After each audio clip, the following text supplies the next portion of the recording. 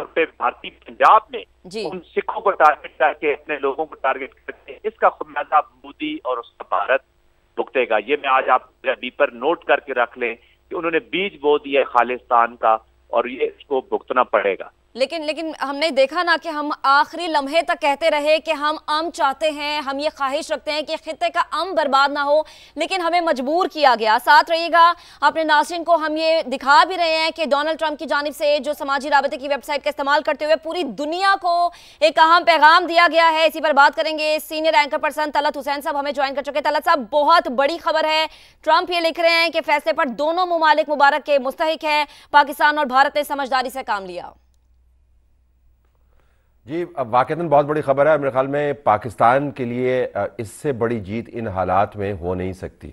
और मैं कह रहा हूँ इन हालात में क्यों, पाकिस्तान तैयार था अगर हिंदुस्तान अगले स्टेप पर जाता। और आपने देखा कि सुबह पाकिस्तान की तरफ से इंडिकेशन आया कि न्यूक्लियर कमांड अथॉरिटी का इजलास भी हम बुला रहे हैं। तो हमारे लिए तो बड़ा वाज़ेह स्टैंस था कि कैसे हमने अमेरिका को या दुनिया के दूसरे जो अहम ममालिक हैं, उनके कैपिटल्स हैं, उन तक अपना पैगाम पहुँचाना है। और पैगाम यह था कि अगर आपने सीज फायर करवानी है तो जो प्रॉब्लम क्रिएट कर रहा है दिल्ली, आप उसका हाथ रोकें। अगर आप उसका हाथ नहीं रोकेंगे तो हमारे हाथ भी नहीं रुकेंगे और शेर का सवा शेर होगा। तो अगर आप इस सीज फायर को देखें, उसने तो बात की है कि दोनों ने रोका है, लेकिन असल में मजबूरी हिंदुस्तान के लिए पैदा की है। और शुरू दिन से पहलगाम से लेकर उस सीज फायर तक हिंदुस्तान का जो ख्याल था कि ट्रंप की तरफ से उसको बहुत ज़बरदस्त किस्म का, वो कहते हैं कि double hand shake and triple embrace किस्म की पॉलिसी मिलेगी, उसको वो बड़ा अपने साथ बिठाएगा, वो नहीं मिली। अमेरिका को पता था कि इसके अंदर गलती किसने की है, इसके अंदर ज्यादती किसने की है।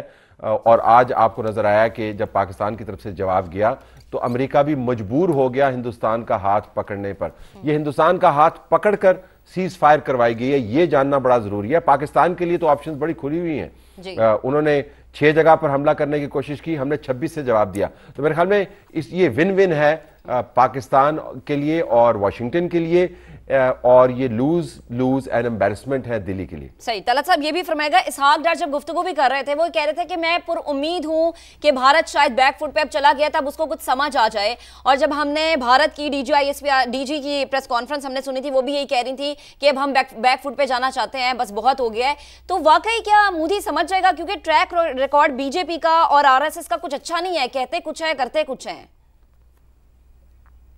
ये आपने बहुत अच्छा जाविया निकाला। और हम इसी प्रोग्राम में किरण के साथ बैठे हुए, रोकड़ी साहब के साथ बैठे हुए बात कर रहे थे कि जब 6 और 7 को उसने वारदात की तो उसकी तरफ से जो बयान आया वो भी जहन में रखिएगा कि अब हमने कर लिया है, हमने एस्केलेशन नहीं करनी। और अगले 3-4 दिन के अंदर आपने देखा उन्होंने वारदात को कैसे बढ़ाया, फिर कल के वाकयात हुए तो दूसरी मरतबा फिर उनकी ठुकाई हुई।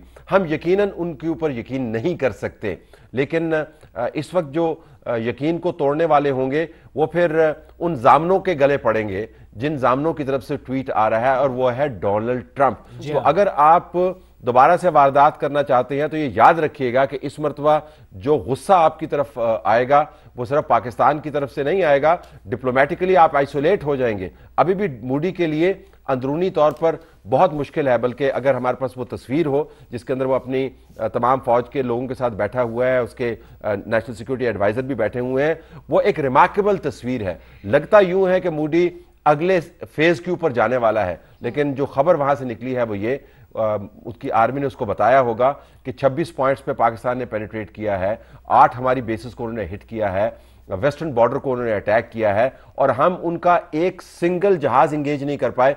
तो मेरे ख्याल में इसके बाद मोदी के लिए फैसला करना आसान होगा। लेकिन पॉलिटिकली अगर आप मुझसे पूछें, ये जो सीज फायर है ये मोदी की सियासत का एक टर्निंग पॉइंट है डाउनफॉल के हवाले से।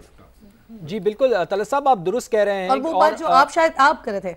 जी जी जी जी बिल्कुल आपने सही कहा तलत साहब, डाउनफॉल है मोदी की सियासत का। लेकिन आप क्या समझते हैं, जो आज सुबह से ही हम बात कर रहे थे कि मार्को रूबियो साहब ने जो राब्ते किए थे पाकिस्तानी हुकाम से भी, और फिर उसके फौरन बाद उन्होंने भारतीय हुकाम से भी राब्ते किए थे, तो ये उसी का तसलसल है तलत साहब?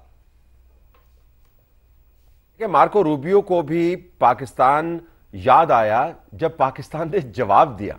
यही मार्को रूबियो साहब हैं जो कंधे उचका के 36 घंटे पहले क्या कह रहे थे, और अल्फाज quote unquote, it's none of our problem fundamentally. वो कह रहे हैं कि बुनियादी तौर पर हमारा मसला नहीं है। हिंदुस्तान भी एक हवाई घोड़े पर चढ़ा हुआ था। ईरान का फॉरेन मिनिस्टर गया, उन्होंने इनकार कर दिया। Saudi foreign minister for state गया, उन्होंने इनकार कर दिया। चीन ने कहा इनकार कर दिया। तो रूबियो साहब को हम याद ना आते, ये याद रखने की बात है। रूबियो साहब को हम सफारती तौर पर याद ना आते अगर आज हमने हिंदुस्तान की ठुकाई ना की होती। तो ठुकाई करके हमने रूबियो को मजबूर किया है। वो कोई बहुत दानिशमंद नहीं हो गया पिछले 36 घंटे के अंदर। उनको पता था कि अगले फेज में उनका जो सबसे बड़ा एलाई है, याद रखिएगा, उनका अभी भी चाइना के खिलाफ सबसे बड़ा एलाई है। तो हिंदुस्तान को मजीद हजीमत से बचाना उनके लिए इसलिए भी जरूरी है कि वो चाइना के सामने बिल्कुल ही बचूंगड़ा ना लगे। तो रूबियो साहब को भी मेरे ख्याल में जो मिसाइल की धमक है जो हिंदुस्तान पर गिरे हैं वो उन तक भी पहुंची है और वो उठ गए हैं एकदम।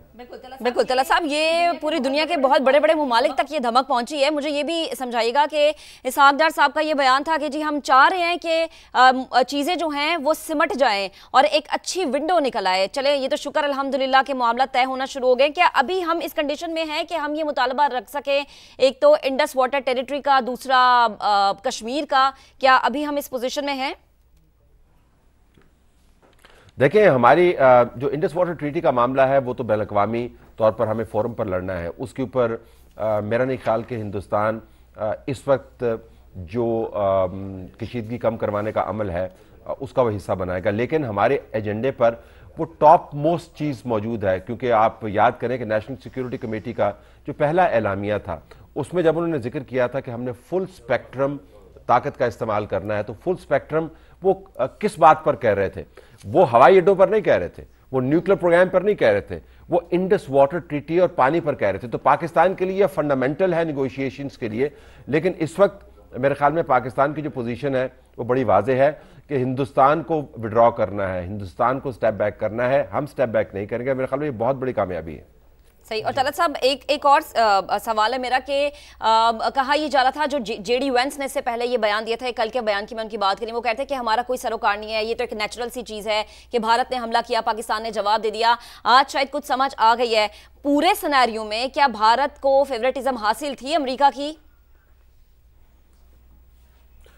मेरे ख्याल में भारत के लिए फेवरेटिज्म क्या है, वो यकीन रखता है पुराने अतवार पर जो किसी ज़माने में अमरीकी सदूर कहा करते थे, आइदर विद अस और अगेंस्ट अस।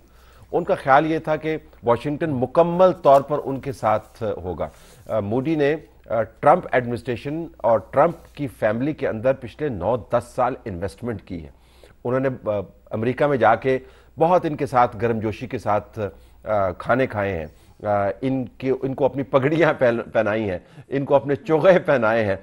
और इनके साथ जब वैंस साहब मौजूद थे, जब पहलगाम का वाकया हुआ, तो वो ट्रेड डील कर रहे थे। India was one of the first countries to offer the US a trade deal, और साथ ही $13 बिलियन के उनसे डिफेंस इक्विपमेंट भी उन्होंने खरीदा था। तो हिंदुस्तान का ख्याल था, मूडी बिलखुसूस, के अगर वो डॉलर फेंकते रहेंगे तो ट्रंप उनके साथ रहेंगे।